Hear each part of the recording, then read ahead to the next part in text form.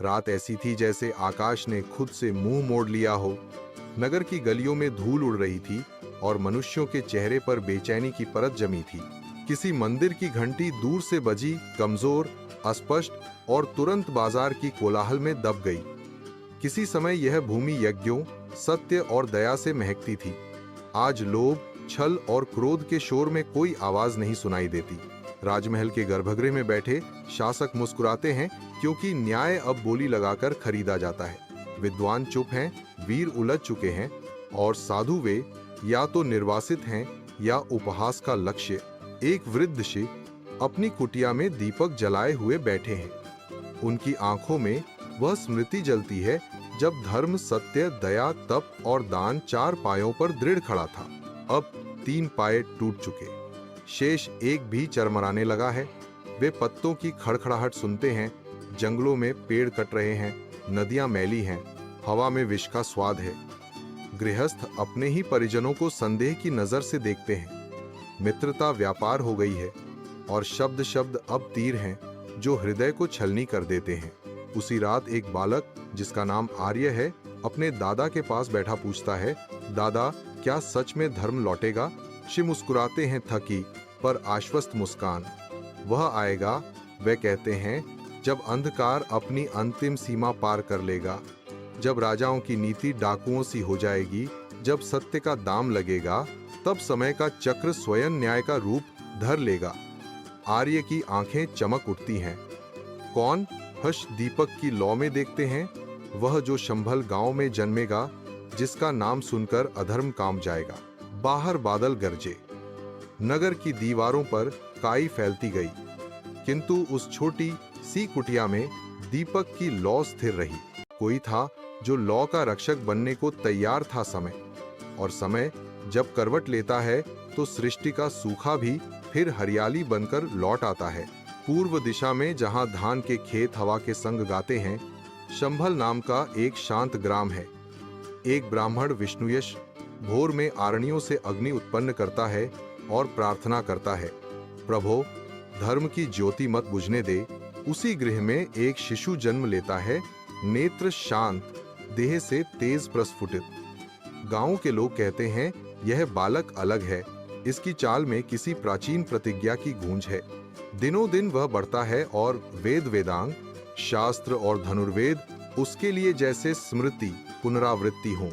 वह संध्या में नदी तट पर खड़ा होकर क्षितिज को देखता है जैसे किसी अनदेखे शत्रु का निश्चय कर लिया हो।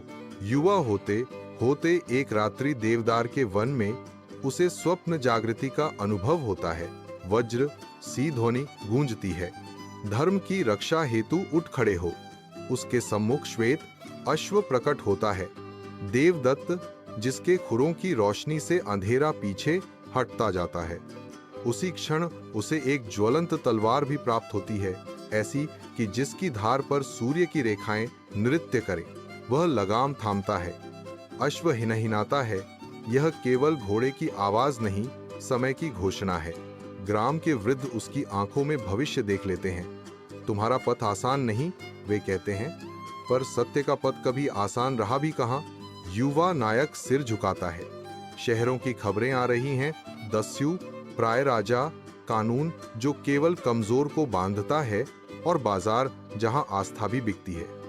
वह शस्त्र उठाता है, पर पहले अपने भीतर के क्रोध को अनुशासन में बांधता है, क्योंकि यह युद्ध केवल शरीरों से नहीं, प्रवृत्तियों से है। देवदत्त की पीठ पर बैठकर वह पहली बार शंभल की सीमाएं पार करता है।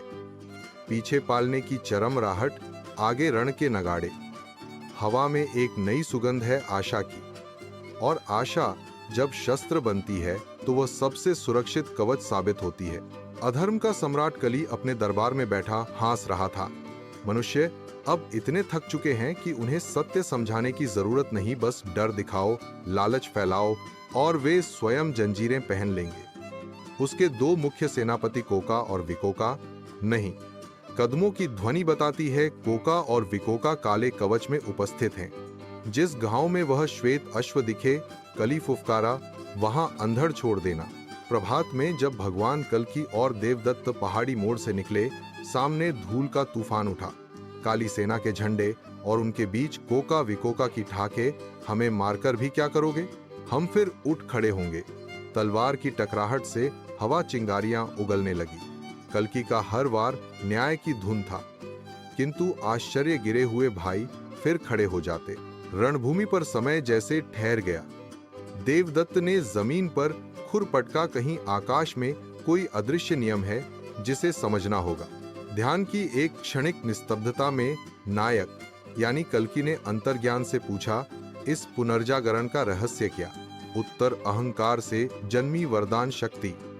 तब उसने युद्ध की चाल बदली, वेग नहीं, विवेक। उसने दोनों को साथ बांधा, उनकी छायाएं एक दूसरे पर गिराईं। जैसे ही उनके अहं का दर्प एक दूसरे से टकराया, वरदान का माया जाल टूट गया। एक अंतिम घोष के साथ दोनों धराशायी हुए और अब नहीं उठे। यह समाचार कली तक पहुंचा। उसका मुख विकृत हो उठा तो नियति ने अपने पत्ते खोल दिए। वह बुदबुदाया। उसने समस्त दस्यु राजाओं को बुलावा भेजा, एक साथ, एक बार और एक निर्णायक प्रहार। उधर कल्कि ने अपने शस्त्रों का मर्म समझ लिया था। तलवार केवल लोहे की नहीं, वह संकल्प है। देवदत्त केवल घोड़ा नहीं, वह गति है जो धर्म को वहां पहुंचा दे जहां सबसे ज्यादा आवश्यकता है। उस रात आकाश साफ था। तारों ने मानो मनुष्यों को संदेश भेजा, अंतिम रण निकट है। अपने भीतर का प्रकाश सुरक्षित रखो। सुबह खून की नहीं, धुलाई की होगी, अधर्म की धुलाई। जब अंतिम सुबह उगी, क्षितिज पर लालिमा नहीं, निर्णय की चमक थी। मैदान के एक ओर कली की सेनाएं असंख्य पर भयभीत, दूसरी ओर एक अकेला अश्वारोही पर, उसके पीछे समय का चक्र, नगाड़े नहीं बजे। हवा स्वयं रण सूचना बन गई। नायक ने तलवार उठाई, उसकी धार पर सूर्य ठिठक कर बैठ गया। पहला वार और जैसे किसी अदृश्य जाल में फांसे झूठ के धागे टूटने लगे। दस्यु राजा गिरे, किले खुले और लोगों की आंखों से नींद उतर गई, वह नींद जो वर्षों से मोह ने पलक पर रख दी थी। कली पुरुष अंततः सामने आया, ऊंचा, गर्वित और फिर भी भीतर से खोखला। तुम सोचते हो कि मनुष्यों की कमजोरी का अंत कर दोगे? उसने चुनौती दी। उत्तर शांत था, नहीं, मैं उन्हें उनकी शक्ति याद दिलाने आया हूं। दोनों के बीच मूक संघर्ष शुरू हुआ। एक ओर आसक्ति, वासना, लोभ, हिंसा, दूसरी ओर संयम, करुणा, सत्य और साहस। तलवार जब कली के मुकुट से टकराई तो गर्जना हुई, पर उससे बड़ी ध्वनि तो मानव हृदयों में उठी, हम बदलेंगे। अंततः कली धूल में लथपथ पड़ा, उसकी आंखों से धुआं निकल रहा था। उसने चारों दिशाओं में देखा, कहीं शरण नहीं। देवदत्त ने आगे बढ़कर खुर रखा। नायक ने तलवार को धरती में रोप दिया, जैसे हिंसा को मिट्टी में लौटाया जा रहा हो। हवा बदली, बादलों ने पानी गिराया, पर यह जल केवल खेतों को नहीं, मनों को भी धो रहा था। दूर गांवों में बच्चे हंसने लगे। नगर की अदालतों में न्याय ने अपना स्थान वापस लिया और उन्होंने दीवार पर टंगे शास्त्र फिर खोल दिए। लोग पूछते हैं, क्या यह महाप्रलय था? नहीं, यह प्रलय नहीं, पुनर्सृजन था। समय के चक्र ने काली रात का पट उतराकर सत्य प्रभात दिखाया। यह वही घड़ी थी जब सतयुग की आहट सुनाई देती है। मन क्रिस्टल से उज्जवल, वाणी सत्य और कर्म दया से भीगे। नायक देवदत्त की लगाम छोड़ देता है। अश्व आकाश की ओर हिनहिनाता है, मानो कहता हो, चक्र फिर घूमेगा, पर जब तक स्मृति रहेगी अंधेरा इतना निर्भीक नहीं होगा। और यही है कलयुग का अंत, दुनिया की सफाई से पहले हृदय की धुलाई।